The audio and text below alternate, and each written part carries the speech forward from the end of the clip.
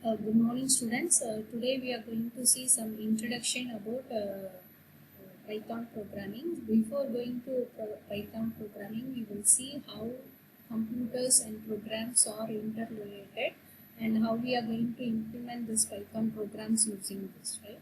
So we will see an introduction part of Python programming course.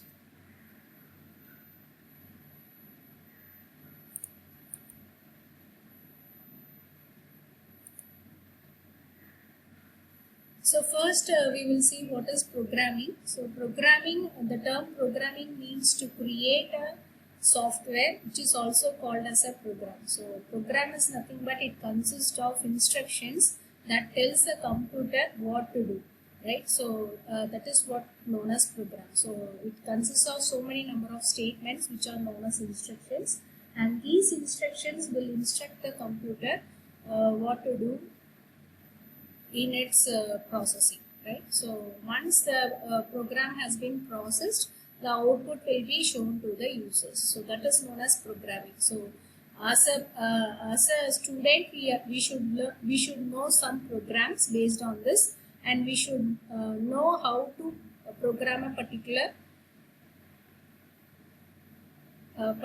problem. So that is the use of programming. So we should know how to program a particular problem. So next, what is a computer? The computer includes both hardware and software. In general, hardware comprises the visible parts. So visible parts are nothing but physical elements, and these physical elements are of monitors, keyboards, processing units. So these are known as physical elements that are available as hardware units in computer. So normally these physical elements are integrated using the software. So the software provides invisible instructions that control the hardware and make it perform specific tasks. So computer is nothing but it is a binding of hardware and software. Hardware are physical parts and software are instructions that controls the hardware to do a specific task. So these are the major components of a computer. So if you take a particular computer, it consists of these many number of components. Since more branches are using this open elective course, so we should know what is a computer and what are the components of the computer. So the first main component of the computer is central processing unit, which is known as CPU, and then the memory unit, which is used to process your instructions or which is used to process the program, and storage devices. So these devices are used to store the data permanently. So memory will store the data temporarily, where storage devices will store the data permanently. So that is the main difference between memory and storage devices. Anything if you want to execute, then the content should be brought into this main memory. Then only you can execute the program. So next, input devices. So these are the devices through which you can give input to the computer. So the devices which are used to get the input are known as input devices. And output devices, these are the devices which are used to show the output to the users, right? Say example, monitors, printers, so projectors. So these are some of the output devices which shows the output to the users. And finally, the communication devices. So these communication devices are used to communicate your system information with another system information. So the devices which are acting as an intermediary between two systems, then that type of devices are known as communication devices. The communication may be within local, or it can be within a wide range, or it can be through internet, right? So which are the devices which are in between this communication? That devices are known as communication devices. So normally this computer components that is the CPU, main memory, disk and CDs, output devices and input devices are interconnected through a network which is known as bus, right? So because whatever signals we are passing, that has to be reached to some parts of the computer. So interconnection of components is represented as bus. So these are the diagrammatical representation of computer components. First comes CPU, that is central processing unit. It can be of Intel, AMD processor. So these are some of the types of processor which are available. So it will be available like a chip. And memory. So these are the cards, memory cards, that what we are using. So memory cards representation, and these memory cards are represented. So these memory cards are used as main memories. So whatever instruction we are going to process, that should be brought into this main memory. So next is storage devices. So storage devices are otherwise known as secondary storage. Either it can be a hard disk, or it can be a pen drive, or it can be a CD or DVD. Right? So these are different types of storage devices that are used nowadays. So in previous days and all, we used floppy disk and all, but nowadays we are using only these types of storage devices, that is hard disk, pen drive, and CD or DVD. So these are some types of input devices. So if you see here, normally whatever computer we are using, we will have a keyboard and mouse. So these are normally used input devices. Keyboard is to give instructions, as well as whatever content we are typing, that will be represented as ASCII code encoded, and it will be represented in the monitor. And mouse is also used for scrolling, left click, like right click to select the items in the computer. So to selecting the items and all, we are using this mouse input device.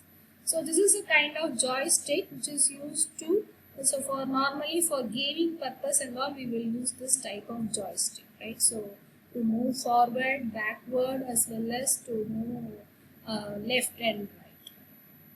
So it is a representation of joystick which controls the movement of the gaming. And output devices, monitor is an example of output device. A printer is also another example of output device. So these are some of the communication devices. Here we will see NIC card, modem, and so these are modems as well as NIC card. NIC card is nothing but it is a network interface card. So these are the components of computers that we are going to see in detail. So first comes central processing unit. The central processing unit is the computer's brain, because it is going to control the entire processing of your system. It retrieves instruction from memory and executes them. So as I have said before, whatever instruction you are going to execute, that should be kept in your main memory, right? So this CPU will retrieve the information from the main memory and it will execute them. The CPU usually has two components, a control unit and an arithmetic logic unit. The control unit controls and coordinates the action of the other components. So control units, as I have specified, it is used to control all the hardware components that are connected to the computer, as well as the coordination between the components is also established by this control unit. Arithmetic logic unit performs numeric operations, such as whatever operations to be performed, that will be done by this arithmetic logic unit. Example operations are addition, subtraction, multiplication, division, and logical operations. So logical operations are nothing but and, or, exclusive or, comparative operations, equality. So these are some of the logical operations that come under this logical operations.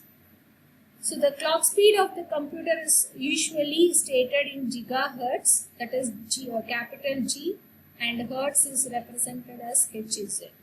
Intel's newest processor run about 3 gigahertz. So 3 gigahertz, now more Pentium processors and all available.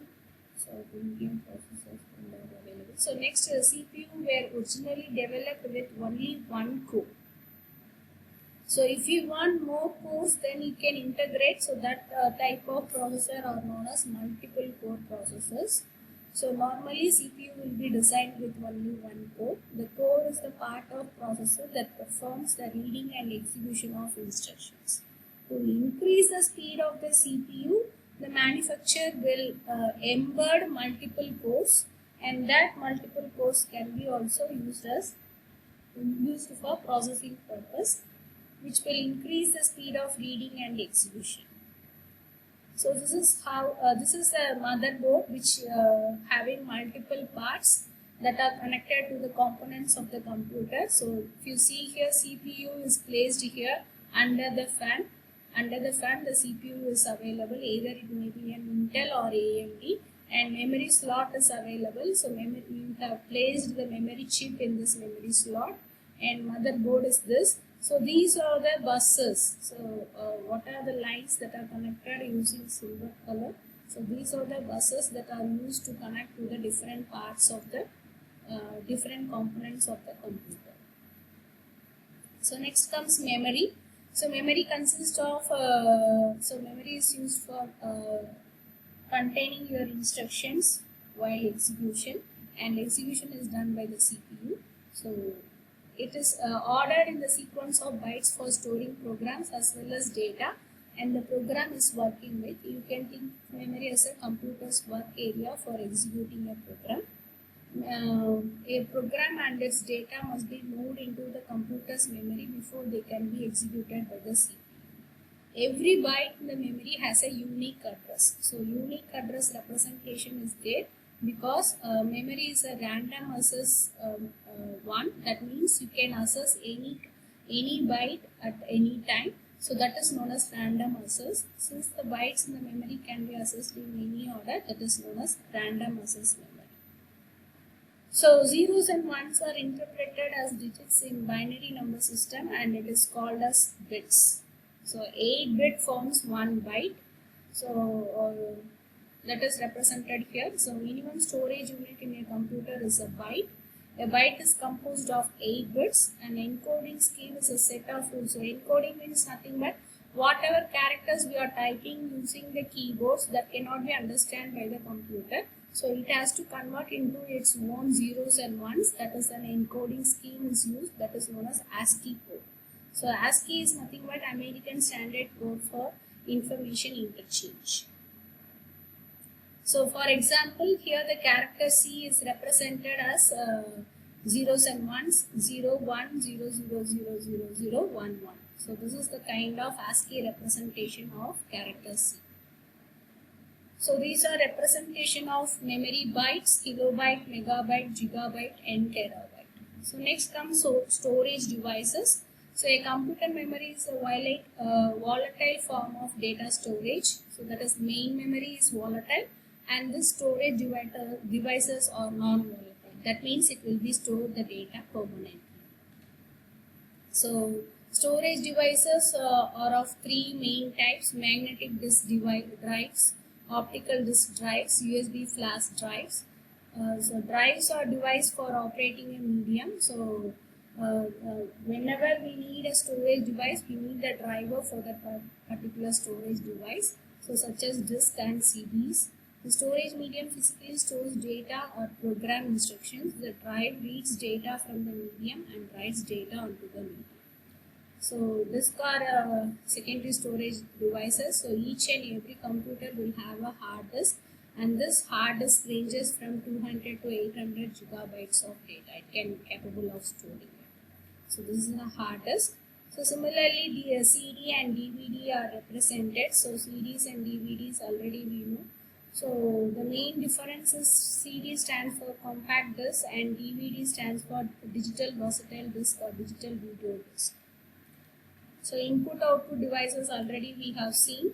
So communication devices, the dial-up modem uses a phone line and can transfer data at the speed of this. Digital subscriber line are 20 times faster than dial-up modem, and cable modem uses cable TV line to maintain the cable. So communication devices, a network interface is also coming under this communication devices. Each and every laptop is using this wireless adapter for storing this communication devices. So with this we are completing the introduction part.